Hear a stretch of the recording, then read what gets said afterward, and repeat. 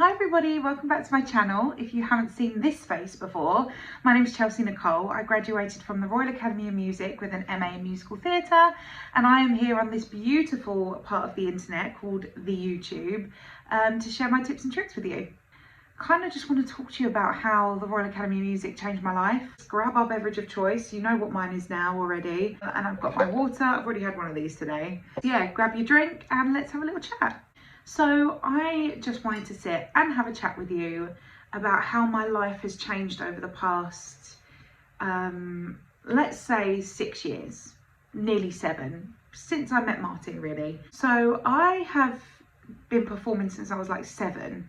I started off at a place called Theatre Train, and then I went on to like a local theatre group. Then I went to one that was like an hour away. At one point I had 2 singing teachers, one at school, one private. I went to 2 different theatre schools, one an hour away, one literally 5 minutes around the corner. I remember one year at school I did Oliver twice in 1 year, and they were like back to back basically. So not only was I learning I think it's called Mrs. Bumble for my theatre school, but I was also learning Nancy at the same time for school. I literally jam-packed every single moment that I had free in my life when I was younger. It was just full of musical theatre. We have this running joke in my family. My very first show was Bird and Tarzan, and I had this huge nose, and I kept knocking everyone out with it, and apparently I came home crying. And also when everyone was going one way on the stage, apparently I was going the other way. And the other story is I went to see a show when I was younger. I think I must have been about 15, and I was never interested in boys really. Apparently me and my friend were looking in this pastry shop window. I was looking at the cakes and my friend was looking at herself. Literally, like, my head was in the clouds. I never thought of anything else but musical theatre and clearly food. I'm still the same now. Like, that was me growing up. And then it kind of all changed when I went to college. Before college, I would make my family drive me up to London, stand outside of the Royal Academy of Music, and I stood outside the Mountview, and I would stand there and just go, I'm going to be here one day.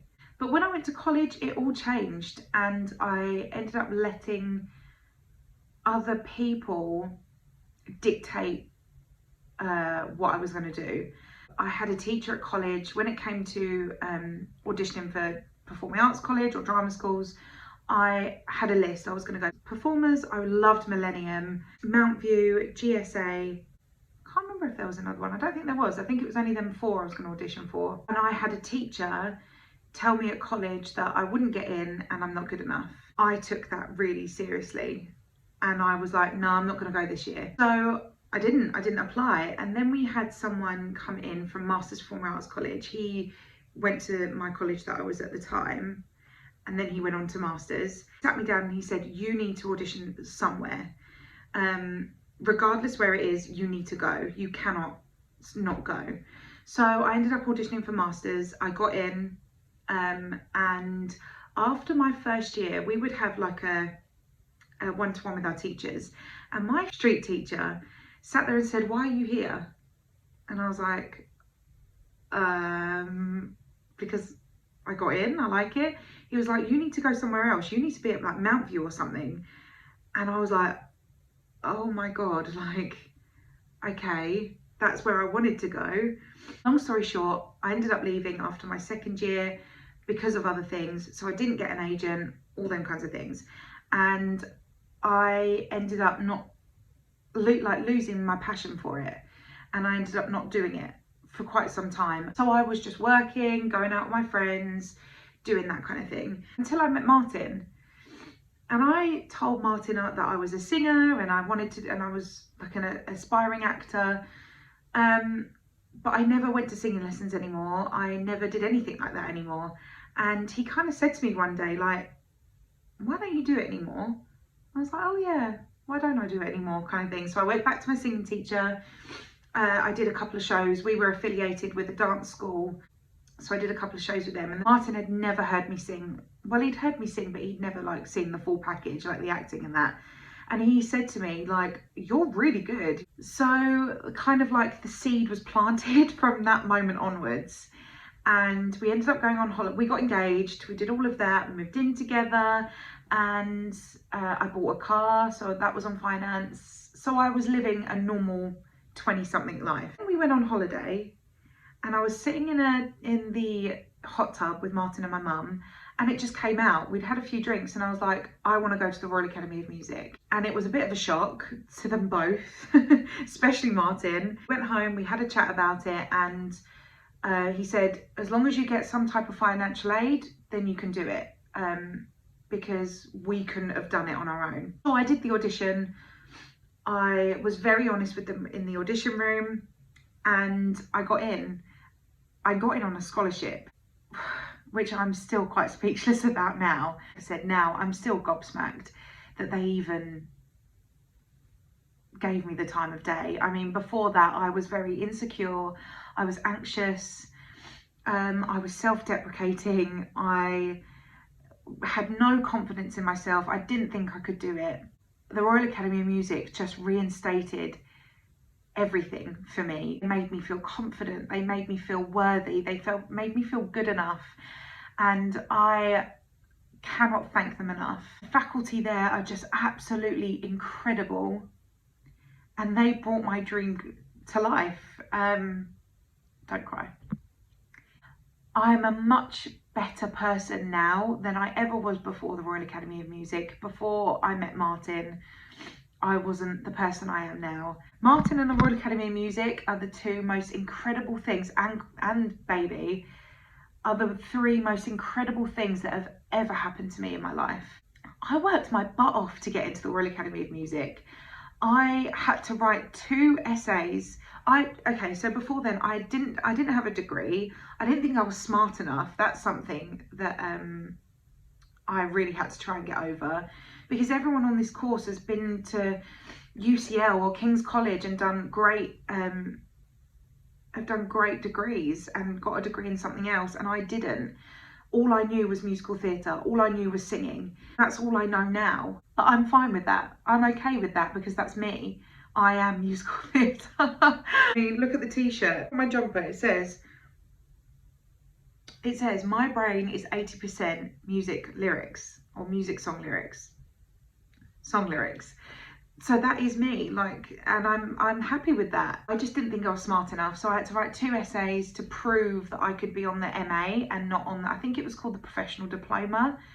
But I needed to be on the MA to get government funding to even start the course. So the fact that they that they gave me the time of day to do that is just incredible. And I don't think they'll ever watch this video. If anyone from the Royal Academy of Music is watching this video, I just want to thank you so much for giving me the time of day, for giving me this scholarship.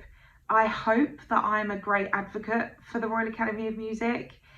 That's all I can wish for, and thank you. Thank you so much. I wouldn't be the person I am today. I wouldn't be where I am today if it wasn't for the fact that I went to the Royal Academy of Music. That's something I always wanted to do, and I've done it. The people that we were exposed to, Claude Michel Schomburg, Imelda Staunton, Pippa Alien, oh God, I'm trying to think of everyone. The casting team of Les Mis and Phantom, all the agents, the casting directors that came to our showcases and our show. We worked with Matt Lucas, and he's incredible. You know, the people that we were exposed to, and the teachers there are just so incredible. They're knowledgeable.